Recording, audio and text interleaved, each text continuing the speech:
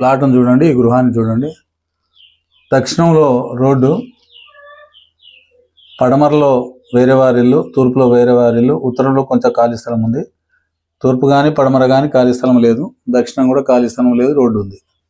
అయితే ఈ గృహంలో జరుగుతున్నటువంటి పరిస్థితుల దృష్టి దీన్ని రీసెర్చ్ చేసినప్పుడు ఏం కనబడుతుందంటే, ఈ మొదటి రూము నంబర్ 1 రూము, నంబర్ 2 రూములు ఒకలా ఉండి నంబర్ 3 రూము దాదాపు 9 ఇంచులు ఎత్తుంది.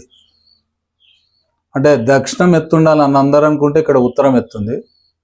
ఆ తర్వాత ఈ ఖాళీ స్థలంలోకి వచ్చిన తర్వాత కూడా ఇది దాదాపుగా సమానమైన ఎత్తుని కలిగి లేదు.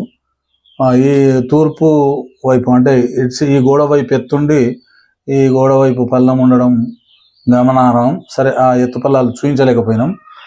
అయితే ఈ ప్రకారంగా ఉంటున్న ఈ ఇంట్లో